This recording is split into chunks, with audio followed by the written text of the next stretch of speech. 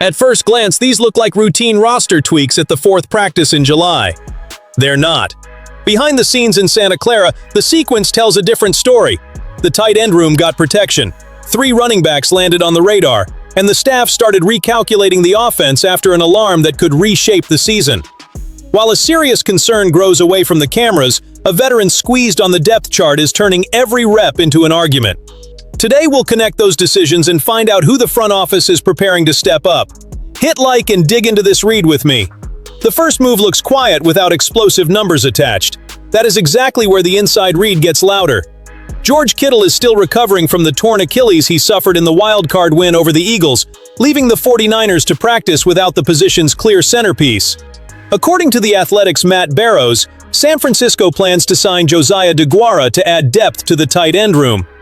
Deguara is not coming in to replace Kittle by decree, and judging the potential signing that way would mean asking the wrong question.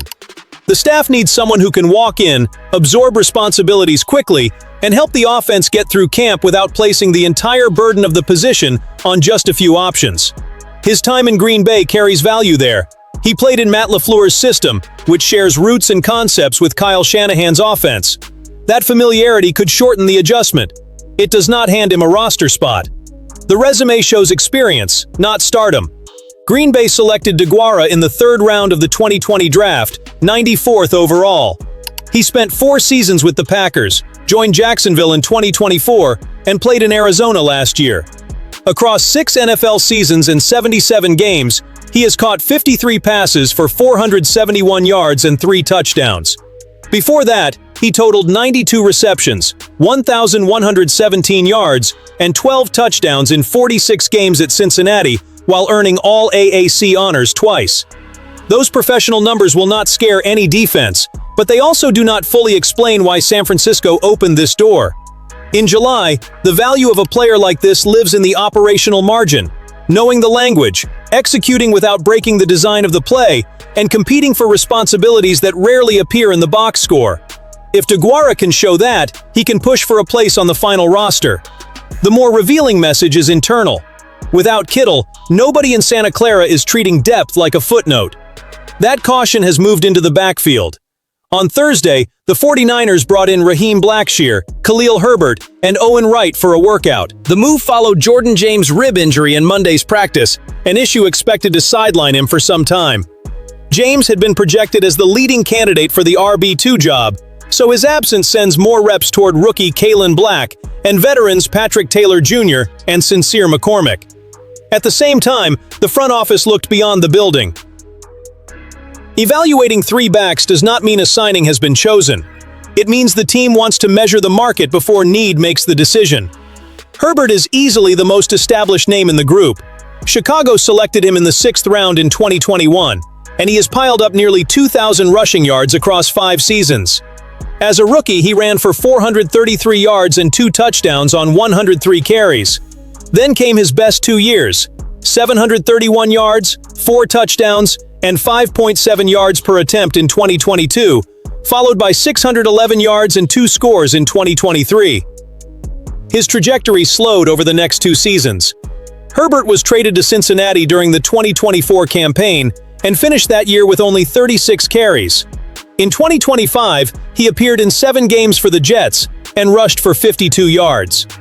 His Santa Clara workout puts 2 versions of the player side by side: the production he has already shown and his recent decline in usage. If the burst and vision are still there, his experience could make life uncomfortable for the backs already on this roster. Blackshear brings a different track record.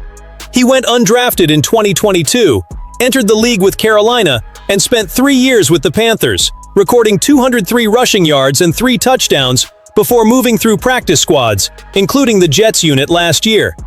Wright also went undrafted in 2023 and has bounced among practice squads. His only NFL action came in 3 games with Tampa Bay last season. The revealing detail is not picking an immediate winner among those 3. It is the speed of the response. James can reclaim his place when healthy, and Black, Taylor, and McCormick get the first chance to seize the opening. But the 49ers are already building an outside option in case the calendar or the performance level changes the equation. Behind Christian McCaffrey, the second name is not decoration.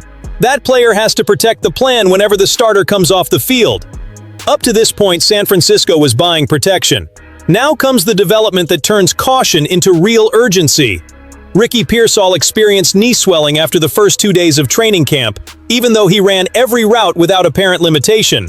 What should have confirmed his recovery from the PCL injury has reopened a medical decision the organization hoped it had left behind. Matt Mayoko said on KNBR that the situation doesn't look good. In his assessment, if Pearsall needs surgery, his entire 2026 season could be lost. Mayoko believes it is reasonable for the 49ers to expect no contribution from him this year. That is a severe read from a reporter deeply connected to the team, not an announcement of surgery or a final franchise decision. But hearing that and calling this ordinary camp soreness would be irresponsible. The history explains why the alarm rose so quickly.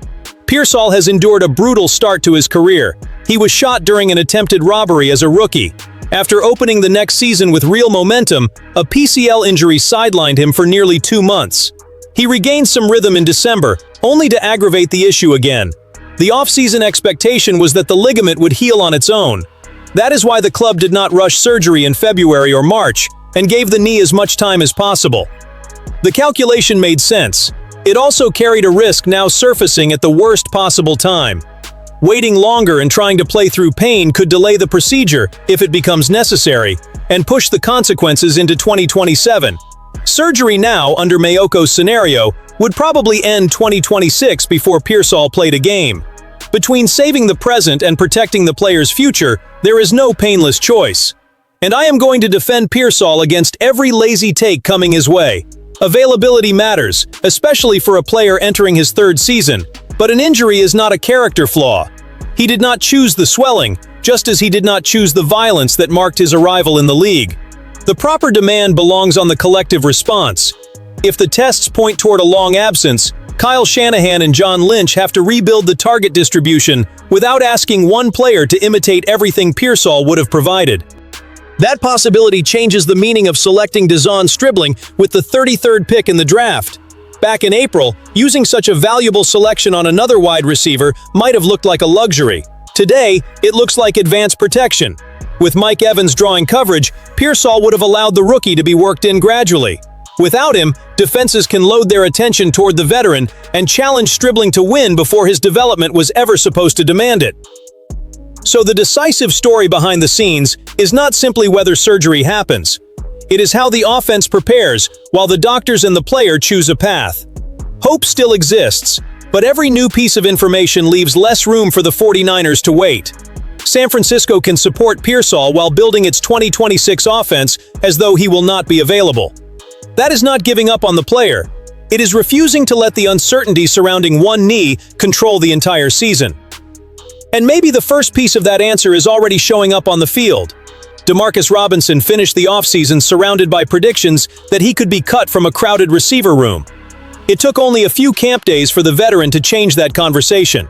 With Pearsall and Christian Kirk missing practice time, Robinson took advantage of the volume, caught multiple passes from Brock Purdy, and delivered a performance highlighted by several team reporters. That was the opening he needed. San Francisco signed him last season knowing a suspension would keep him out of the first few games. Once he returned, his regular season production settled at 22 catches, 276 yards, and 1 touchdown in 14 appearances. That was not enough to secure his place. Then came the playoff game against Philadelphia, 111 yards and a touchdown, a late glimpse of how much more useful he could become inside this offense. Robinson has 10 NFL seasons behind him and one remarkable distinction. He has reached the playoffs in every one while playing for 4 teams. That does not guarantee him a spot on the 53-man roster, much less snaps based on reputation. Stribling is drawing praise, while Jacob Cowing and Jordan Watkins remain in the fight. The veteran's advantage is different.